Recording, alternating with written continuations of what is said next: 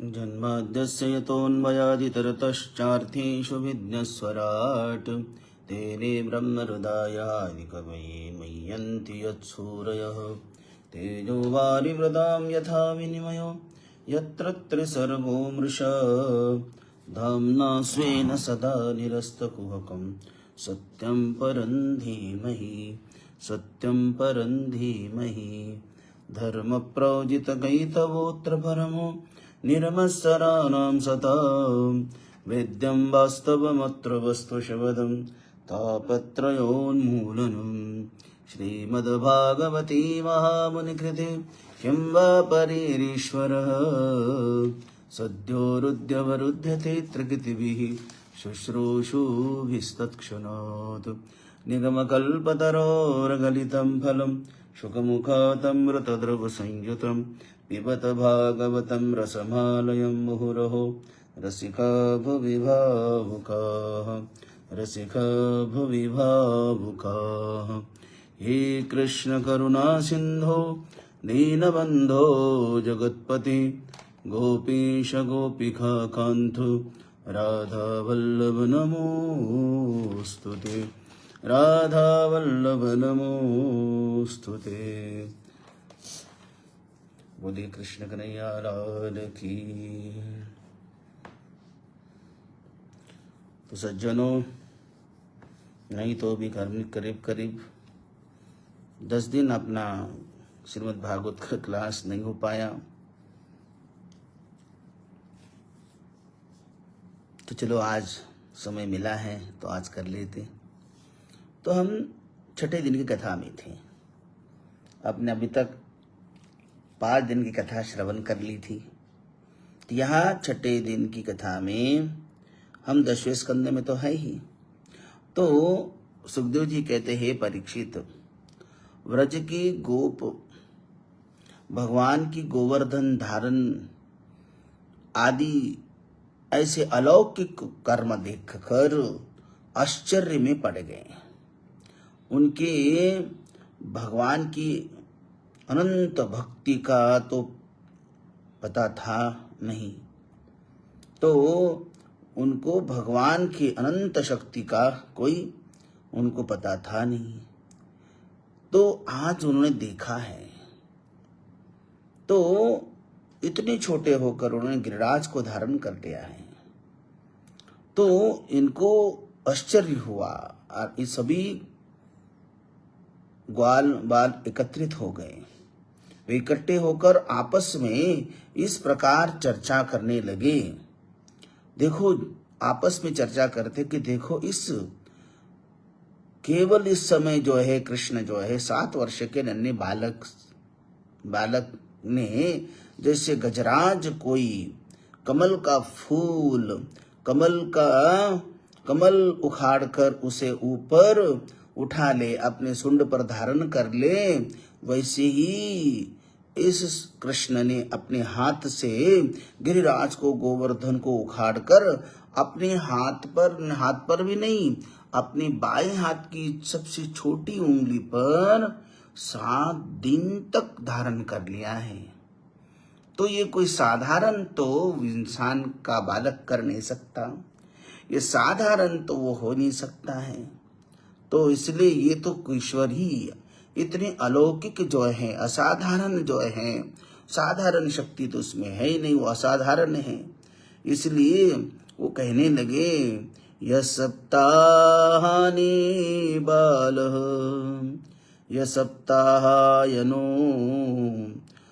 यह सप्ताहायनो बालः करेणेके न लीलया कथं बिभ्रद्गिरिवरं पुष्करं गजराडिव। तो ये नन्हा सा बालक है, ये इतना शक्ति उसमें जो कैसी हो सकती है? तो बालक का तो ये कार्य हो नहीं सकता। कथम बिभ्रद गिरिवरम, विशाल गिरिराज गोवर्धन को, पुष्करम गजराडिव, जैसे गजराज कमल का फूल तोड़कर अपने सूंड पर धारण कर लेता है, वैसे ही इसने अनायास इतने बड़े पर्वत को 7 दिन तक अपने बाएं हाथ की छोटी उंगली से धारण किया है। ये साधारण हो नहीं सकता। जब दूसरे ने कहा कि देखो जी, जब यह नन्हा सा बालक, नन्हा सा बच्चा केवल 6 दिन का ही था, 6 दिन का था, तो बड़ी भयंकर जो है राक्षसी पूतना आई थी। बड़ी भयंकर राक्षसी, बड़ी पावरफुल राक्षसी पूतना थी। और इसने आंख मूंद करके पितस्तनस्सह प्राणैः, पितस्तनस्सह प्राणैः कालेनेव व्यस्तनोः, और इसने अपनी आंखें मूंद करके उसका स्तन पानी नहीं, उसके प्राण भी पी लिए। पितस्तनस्सह प्राणैः कालेनेव व्यस्तनोः। तीसरे गोप कहता है कि जिस समय ये केवल केवल केवल केवल वो बहुत ही छोटा था, तो 3 महीने का ही था, तब छकड़े के नीचे रोते रोते सा पांव उछाला, तो उसकी ठोकर से शक्टासुर भी चूर चूर हो गया। शक्टासुर को भी अभी तो 3 महीने का ही था वो, अभी बालक नन्हा सा बालक है। तीसरे ने कहा जिस समय तो वह 1 ही वर्ष का था, तो जब एक दैत्य जो है बवंडर के रूप में आया था, बवंडर के रूप में आया, तो बवंडर ने उस राक्षस ने उसको उड़ा के ले गया। दैत्येन यस्तृणावर्त महन कंठग्रहा, तुरंत जब जो है तृणावर्त उसको आकाश में उड़ा के लेके गया था, 1 वर्ष का ही था तब तो अपने नन्हे नन्हे हाथों से उसका गला दबाकर, कंठ दबाकर उसको मार डाला था। तृणावर्त दैत्य का गला घोटकर मार डाला था। दूसरा गोप कहता है, गोपिया कहती है, जब वो माखन चोरी करने पर यशोदा मैया ने उसको उखल को बांधा था, एक कहते उखल को बांध दिया था, तब उसने विशाल अर्जुन वृक्षों को उखाड़ डाल दिया था। दोनों अक्षर अर्जुन वृक्षों को कैसा उखाड़ा था? गच्छन् अर्जुनयोर मध्ये बाहुभ्यां तावपातयत। जब छोटा सा था, अर्जुन वृक्षों को अपने उखल को लटकाकर उसको अर्जुन वृक्षों को भी उखाड़ दिया था। तीसरा गोप कहता है, जब ये बलराम जी के साथ बछड़ों को चराने के लिए वन में गया था, उस समय हंतु कामं बकं दौर्भ्याम मुखतो रिमपाटयथ।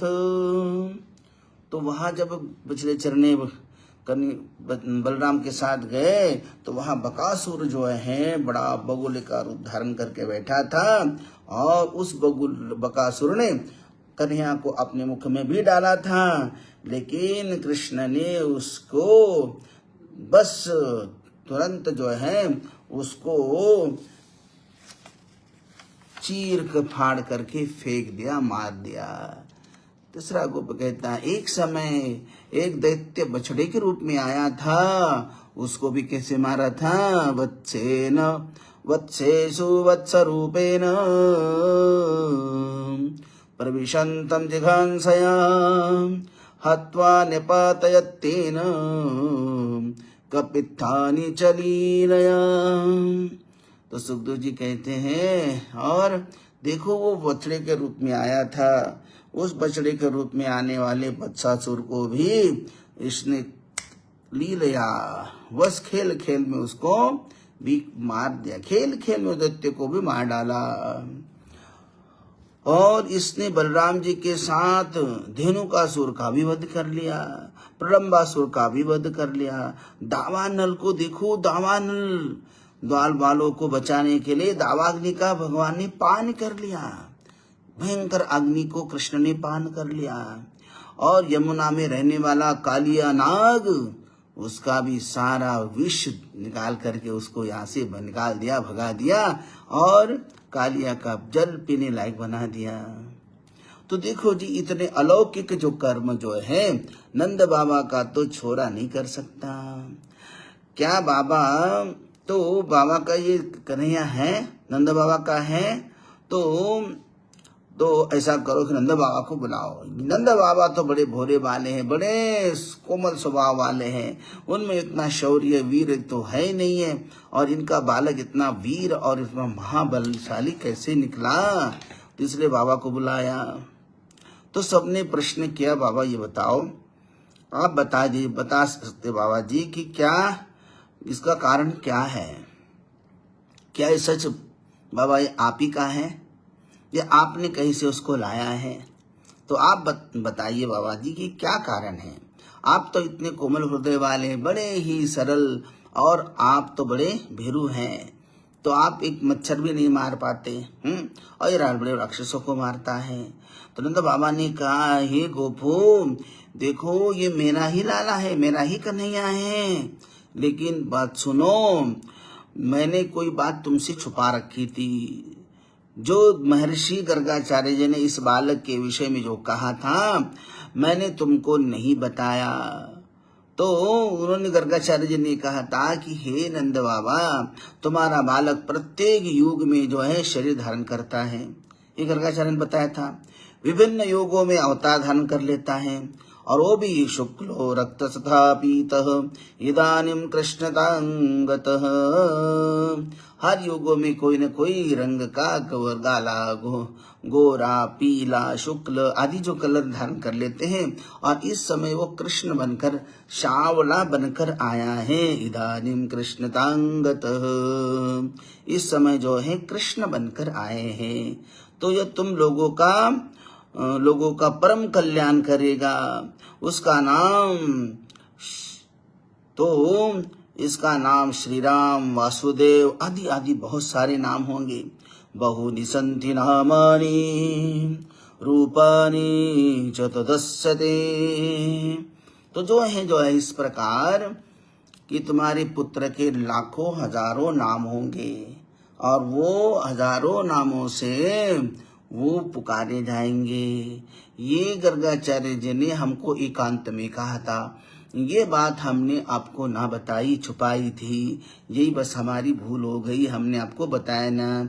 तो समझ गए सभी लोग, इसका मतलब है बाबा तुम्हारा बालक तो वो स्वयं परमात्मा है, ईश्वर है।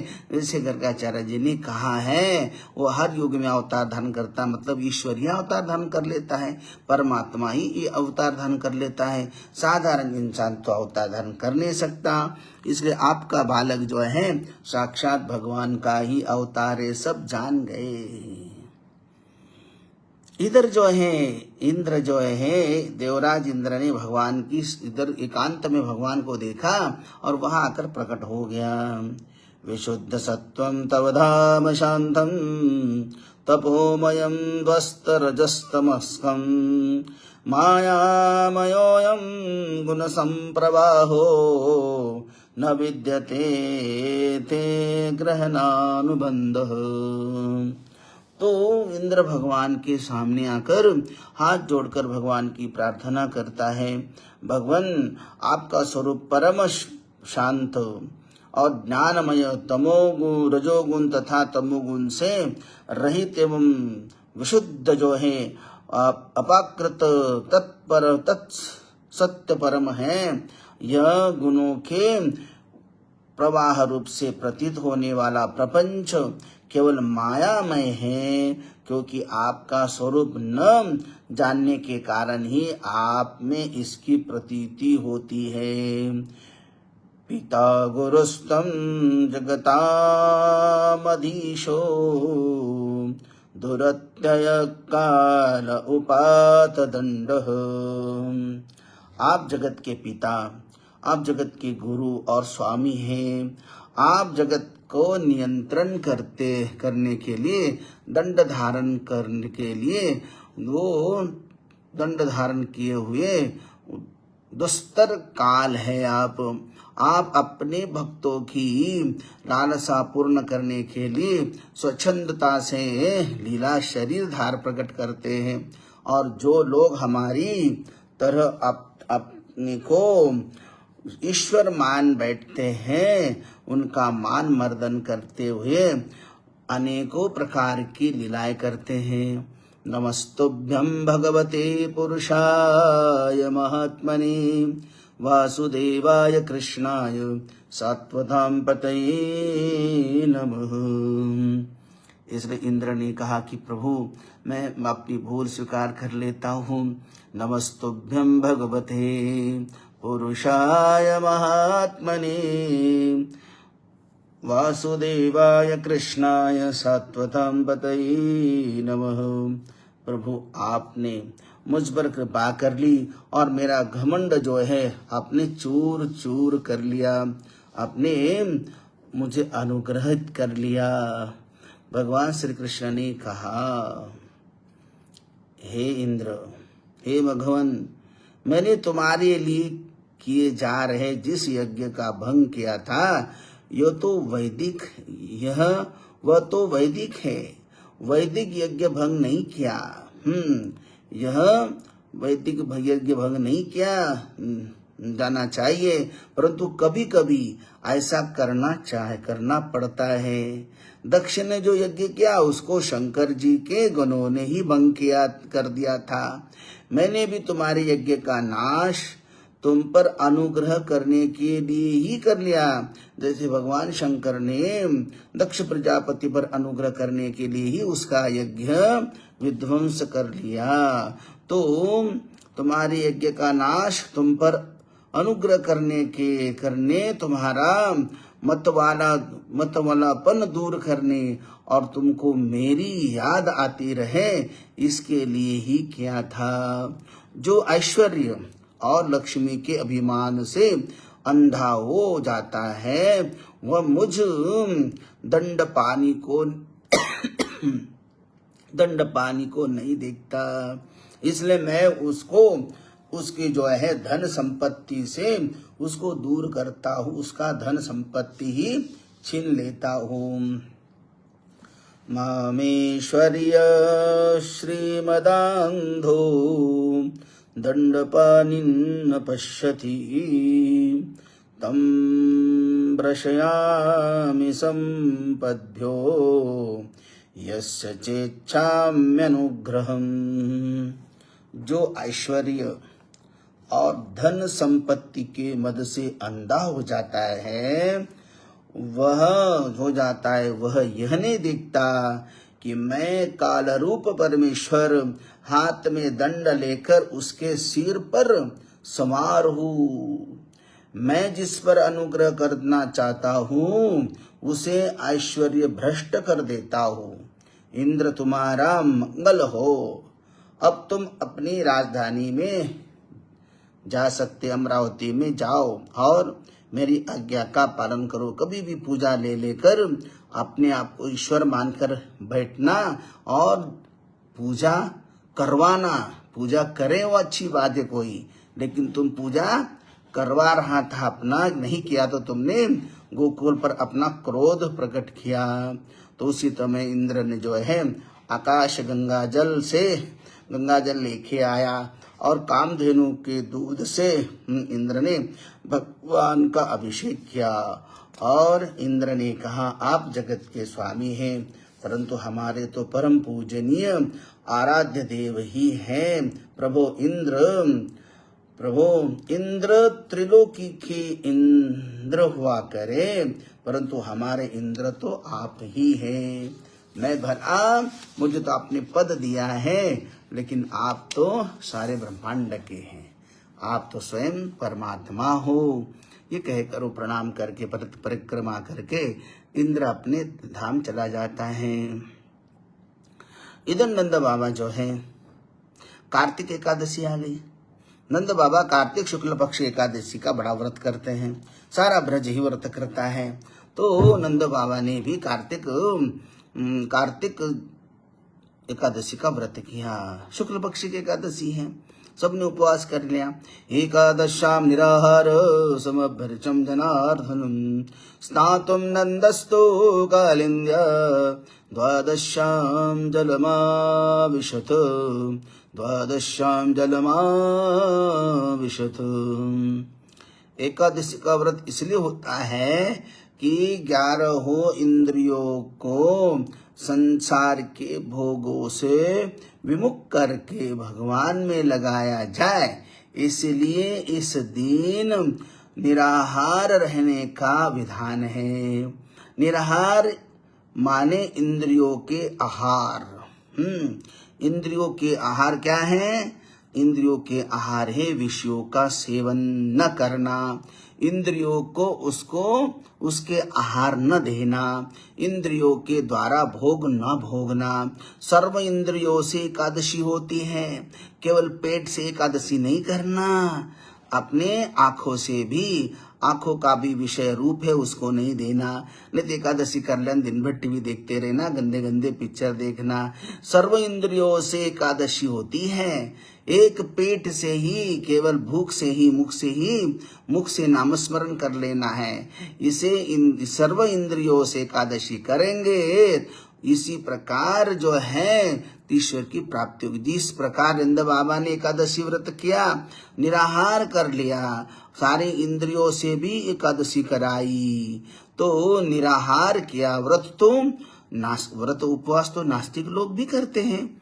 कोई शरीर के लिए करते हैं तो कोई सिद्धि के लिए करते हैं, किंतु व्रत का वास्तविक उद्देश्य तो भगवान की आराधना करना होना चाहिए, ईश्वर की प्राप्ति करना होना चाहिए। समभ्यर्चम जनार्दनम, इसलिए कहा ना एकादश्याम निराहार समभ्यर्चम जनार्दन।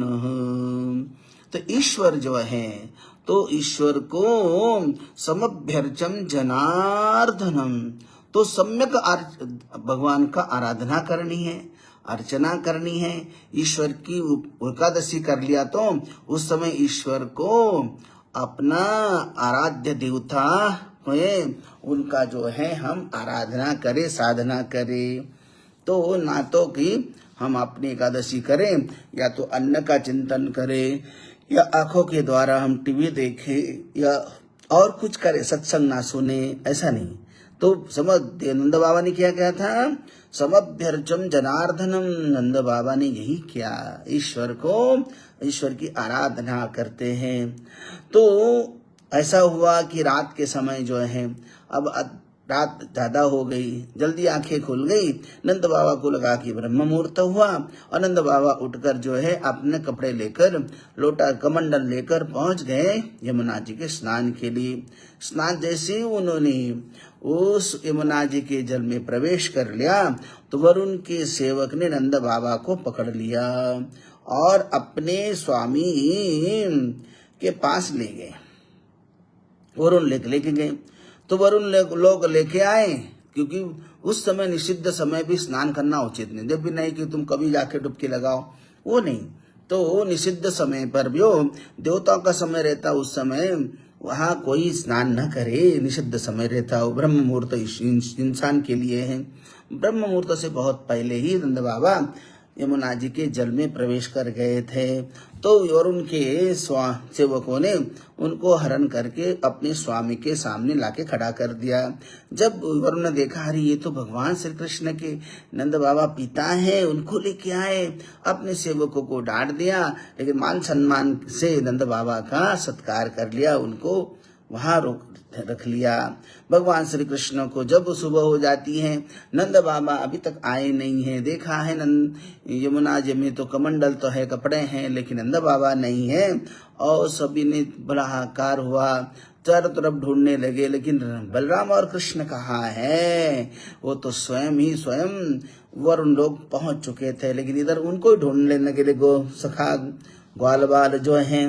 तो वहां आने के बाद तो तुरंत भगवान राम और कृष्ण जो है वहां पहुंचे। वरुण देवता ने बड़ा स्वागत कर लिया, क्षमा प्रार्थना कर ली, पूजन कर लिया, उनका चरण धो लिए और कहा, नंद बाबा को भी लेके आए कि प्रभु एक क्षमा कर लेना, मेरे सेवकों ने गलती कर ली, अनजाने में ही आपके पिता को लेके आए हैं।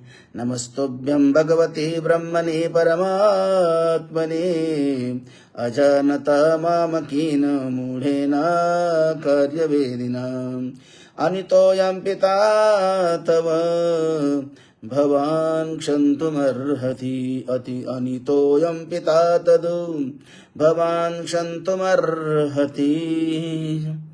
हे गुरु प्रभु, मेरे अनजाने में मेरे सेवक के द्वारा ये भूल हो गई। मूढ़ेन कार्यवेदिन, मेरे अज्ञानी मेरे सेवकों ने आपके पिता को उठा के यहाँ लाया है। अनितोऽयं पिता तद भवान् क्षन्तुमर्हति, आपके पिताश्री को उठा के लाया है, उसके लिए मैं क्षमा प्रार्थी हूँ। मेरे दास का, मेरे सेवकों का अपराध क्षमा कर दे। सेवक का नहीं, वो मेरा ही अपराध है। सेवक के द्वारा जो भी कुछ अपराध होता है वो सारा अपराध जो है वो केवल स्वामी का ही माना जाता है, वो सेवक का नहीं। नौकर के द्वारा जो भी कुछ भूल हो गई, गलती हो गई, वो अपराध मालिक को ही भोगना चाहिए, मालिक का अपमान माना जाता है वो। देखो यहाँ पर जो है नंद बाबा को ये जो है वरुण के सेवक क्यों लेके गए, इस कथा का तात्पर्य क्या है, वेद व्यास जी इस कथा का तात्पर्य हमको क्या बताते हैं। वरुण देवता हमारे जीव के स्वामी हैं, हाँ स्वामी है। और उनके सेवक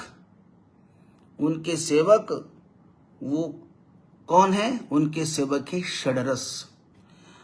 तो वरुण देवता हमारे जीव के देवता है, स्वामी हैं, और उनके सेवक है षडरस, 6 रस। जब तक रसना पर काबू नहीं हो पाएगा तब तक रास लीला में प्रवेश नहीं मिल पाता।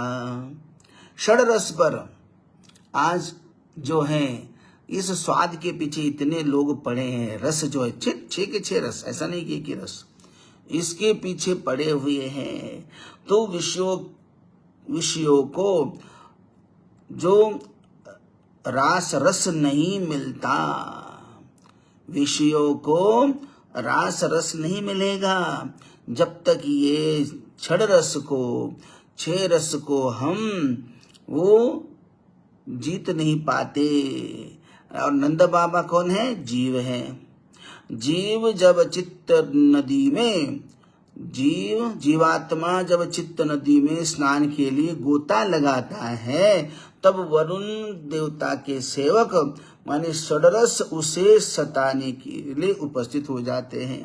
देखो, चित्त नदी में गोता लगाया, चिंतन के लिए गोता लगाया, ईश्वर का चिंतन मानो। जीव जब चित्त नदी में वो ईश्वर के चिंतन के लिए गोता लगाता है तो षडरस उसे खड़े हो जाते हैं और उसको सताने के लिए उपस्थित हो जाते हैं। जब तक जीव लौकिक रस के अधीन है तब तक वो अलौकिक रस नहीं पा सकता है, वो अलौकिक रस उसको नहीं मिल सकता है। लौकिक रस में पड़ा हुआ जीवात्मा अलौकिक रस कहाँ से मिलने वाला उसको। वैसा जीव भक्ति रस, प्रेम रस नहीं पी सकता जब तक ये लौकिक रस को छोड़ नहीं सकता। लौकिक रस में स्वाद लेता रहेगा तो उसको अलौकिक जो है भक्ति रस और प्रेम रस नहीं मिल सकता। आनंद किसी वस्तु में नहीं है सज्जनों, आनंद किसी वस्तु में नहीं है।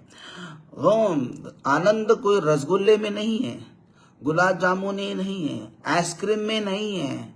आनंद तो उसमें होता तो वो 10 खाने, पहली खाने में जो आनंद आया वो 10वें खाने में भी आनंद आना चाहिए। नहीं, तब तो ना बत हो गया, आप उल्टी हो जाएगी, नहीं खा सकते। रसगुल्ला जो पहला खाते हो बड़ा आनंद आता है, वही 4-5 खाने के बाद फिर कितना अगर करो नहीं खाते, क्योंकि आनंद उसमें नहीं है। आप नहीं है, पहला आनंद दे दिया, अब नहीं दे सकता हो। अदुख दे सकता है? आनंद उसमें है ही नहीं है। आनंद तो हमारे ही, हम उसको स्वाद लेते हैं और वो हमको आनंद की स्वानुभूति देता है, वो अनुभूति देता है, लेकिन वो असली स्वाद उसमें नहीं है। तो आनंद किसी वस्तु में नहीं, मन की एकाग्रता में है। आनंद ईश्वर से, आनंद जो है ईश्वर से तदाकार होने में है। षडरस पर विजय पाने के लिए भक्ति रस की साधना करनी पड़ेगी। भक्ति करना सरल नहीं है। जिसे भक्ति करनी हो उसे मन और जीव को वश में करना पड़ेगा। अगर जीव और मन और जीव अपने अधीन नहीं है, वो तो भक्ति नहीं कर सकता। इसलिए लोग सोचते भक्ति बड़ी सरल है। भक्ति सरल नहीं, मन और जीव को अपने अधीन करना जिसको आया वो भक्ति कर सकता है। स्वाद, अरे खाना तो पड़ेगा ही, लेकिन खाना जो आया सामने तो वो जैसे है वैसे खा लेना। लेकिन गड़बड़ है, स्वाद के पीछे जो है जीव भागती है। मन जो है अलग अलग चीज चाहता है। तो भक्ति करनी है तो मन और जीव को वश में करना होगा, तो ही भगवान की भक्ति हो पाएगी। अब जो है इसके बाद जो है, अब सभी ग्वाल बाल जान गए, गिरिराज धारण कर लिया था, ये भगवान है। सखाओं ने भी जान लिया ये भगवान है। दर्शयामास लोकस्वं गोपानां तमसः परं ते तु ब्रह्महृदं नीत भग्ना कृष्णेन चोद्धृतः। तो वरुण देवता के यहाँ से भगवान नंद बाबा को लेके आए। तो ग्वाल वालों ने, सखाओं ने पूछा, बाबा बाबा कहाँ गए थे आप, कहाँ से आए? अरे भाई मैं तो लाला ने अपना वैकुंठ दिखाया। हाँ वैकुंठ दिखाया? हाँ वैकुंठ देख कर आया। अरे बड़ा दिव्य वैकुंठ है। बाबा ने बोल दिया, नंद बाबा ने, कि मुझे वैकुंठ के दर्शन करके लाया है। तो जब सुबह सुबह हो गई तो सभी लोग सखा अपने अपनी गैया लेकर निकले हैं। तो भगवान श्री कृष्ण से कोई बात नहीं कर रहा है। तो भगवान कह रहे कि कौन सी दिशा जाना है आज? बोले जा तू जिधर जाएगा उधर हम नहीं आएंगे। बात ही नहीं कर रहा कोई। अरे हुआ क्या है? भगवान ने बार बार पूछा, तुम्हें हुआ क्या है? नहीं हमसे कोई बात नहीं करना, तो हमें अपना मानता ही नहीं।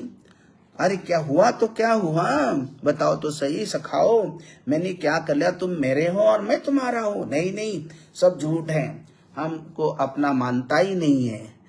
तो क्या हुआ? अरे अगर हमको अपना मानता होता तो अपने नंद बाबा को तो वैकुंठ दिखा के लाया है। हमें तो वैकुंठ लेके ही नहीं, हमारी बात ही नहीं करता कभी। अपने बाबा को तो वैकुंठ दिखा के लाया है और हमें तो नहीं दिखाया। अच्छा ये बात है। तो भगवान ने कहा कि चलो मैं तुम्हें भी ले चलता हूँ। सारे यमुना के तट पर आए, आंखें बंद कर लो। दर्शयामास लोकं स्वं गोपानां तमसः परं ते तु ब्रह्महृदं नीत भग्ना कृष्णेन चोद्धृता। सब सखाओं ने आंखें बंद कर लिए और फिर कहा आंखें खोलो। भगवान गोपों को ब्रह्महृद में ले गए। ब्रह्महृद क्या है? इसलिए कहा ते तो ब्रह्महृदं नीत। वैकुंठ लिया ऐसा नहीं कहा है। ते तुम ब्रह्महृदं नीत मग्न कृष्णेन चोद्धृता। तो भगवान ने सभी सखाओं को ब्रह्महृद में ले गया। ब्रह्महृद क्या है? ब्रह्मे हृदय, ब्रह्म ही हृदय है। उसमें भगवान ने सबको डुबा दिया। यदि भक्त होते अथवा केवल शुद्धांतकरण होते तो वही डुबाकर छोड़ देते। लेकिन ये तो भक्त लोग हैं और भगवान के भी उनके साथ लीला विलास करना है, इसलिए उनको ब्रह्महृद से तो बाहर निकालना ही है। इसलिए उन्होंने उनको वहां से निकालने का भी प्रयास, निकालना भी है। तो और ब्रह्मलोक का दर्शन कराया। ब्रह्महृद से लेकर फिर उनको ब्रह्मलोक का दर्शन कराया। अब जो है नंदादि गोपों ने देखा कि वहां भगवान श्री कृष्ण तो बड़े सिंहासन पर लेटे हुए हैं। तो हमारा लाला तो बड़ा चतुर्भुज होकर लेटा हुआ है, तो हमारा कन्हैया भैया ही बैठा है। ये देखो उनकी स्तुति कौन कर रहा है, कौन कौन कर रहा है, ये तो साक्षात वेद है। वेद उनकी स्तुति करने लगे। और परिक्रमा कौन कर रहा है, ये तो अंबिका है। उनको देखकर जो काल भी कांपता है, वो काल जो सभी दुनिया कांपने वाली, उनको देखकर कांपता कौन है ये, तो वो शंकर भगवान भी वहां पर हैं। बाल बालों ने कहा कि अरे ये सब क्या है भैया, यहाँ तो हमारा कन्हैया भैया अभी गाय चराने के लिए निकलता ही नहीं है। अभी वहाँ क्या सभी बड़े बड़े सतयुग त्रेतायुग द्वापर युग, अभी सतयुग त्रेतायुग के लोग, त्रेतायुग सतयुग के लोग ऊंचे ऊंचे थे, ये तो द्वापर युग के अंत में वाले थे। ये हाइट में छोटे थे, इनको दिखता नहीं था कि कन्हैया की तरफ आगे कोई जाने नहीं दे रहा था। तो अब भेले के भी यहाँ तक अभी इतना टाइम हुआ, मस्त लेटे हुए भगवान। तो सखाओं को लगा भाई कब तब गाय गैया चराने तो निकलेगा ही है, गैया चराने के लिए निकलेगा तो बस फिर तो हम उसको अपने गोकुल लेके चले जाएंगे। तो इन्होंने फिर देखा तो कभी टाइम हो चुका है, कोई उठने का कोई उनका प्रयास ही नहीं है, कोई वो उठते ही नहीं है। तो किसी देवता से पूछा भैया बताओ ये कब तक लेटे रहेंगे, बोले ऐसे ही लेटे रहते हैं। अच्छा तो गैया को देखने कब जा रहे, अरे यहाँ कोई गैया नहीं चरा देखते हो। अच्छा गैया चराने के लिए हो, नहीं निकलता ही नहीं यहाँ पर, वो तो इनका सिंहासन बैठे रहते हैं, या तो सिंहासन पर ही रहेगा, गाय चराने नहीं निकलेंगे। तो वैकुंठवासी देवताओं से गोपों ने पूछा भाई ऐसा क्यों है। फिर बोले कि अच्छा यहाँ गिरिराज गोवर्धन है, नहीं है देवता, यहाँ कोई गिरिराज गोवर्धन नहीं है तो हानि। अच्छा कोई यमुना जी बहती है, नहीं बहती, यमुना जी भी नहीं है। तो कभी यहाँ बांसुरी बजाते हैं, बोले नहीं बांसुरी भी नहीं बजाता है। यहाँ कभी हम लोगों के साथ नाचेगा, बोले नहीं नाचेगा, यहाँ नाचना गाना भी कुछ नहीं है। तब यहाँ क्या है, देवताओं यहाँ क्या है, यहाँ जो कुछ है सब यही है, तुम देख लो अपनी आंखों से, जो है वो ही है। फिर बोले कि अरे ओ भैया एक कन्हैया तो अब यहाँ ऐसा लेटा रहेगा, अब हम कहाँ जाएं, यहाँ से हमें तो हमारा वृंदावन ही अच्छा है। यहाँ के लोगों ने तो हमारे कृष्ण को कैद बना रखा हुआ है। तो अब तो एक ही रास्ता था उनके पास, जोर से अपनी कन्हैया को पुकारने लगे और कहने लगे हे कन्हैया हे लाला तुम चलो अपने ब्रज में, अपने वृंदावन में, इन लोगों ने तो आपको यहाँ बंदी बना के रखा हुआ है। जोर जोर से आंखें बंद कर जब सखा उनकी चिल्लाने लगे, जब यह कहकर गोप जोर से चिल्लाए तो देखते क्या है कि न वैकुंठ है वहाँ न वह लोक है, वहाँ तो वृंदावन है और वह यमुना जी के तट पर सभी बैठे हुए हैं। आंखें खोले धन्य भाई लाला, आज तो हम अपना वृंदावन ही तुम्हारे वैकुंठ से धन्य है, बड़ा है। तो हमारा वृंदावन धन्य, यहाँ तो सब कुछ है, वहाँ कुछ नहीं है। वृंदावन और वैकुंठ को तोलो तुलसीदास, बारी हो सो रह गयो, हल्को गयो आकाश, हल्क्यो गयो आकाश। तो कहते हैं कि भाई तुलसीदास जी ने वृंदावन और वैकुंठ को तोला था। कहते कि भारी था वृंदावन तो यहीं रह गया, हल्का जो था वो आकाश चला गया। बोलो कृष्ण कन्हैया लाल की जय, बोलो बाके बिहारी लाल की जय। तो सज्जनों टाइम हो गया, आज विश्राम कर लेते हैं, फिर देखते हैं अपने सामने फिर रासलीला की कथा है। तो रासलीला में हम कल प्रवेश करेंगे। तो आइए, बोलो कृष्ण कन्हैया लाल की जय।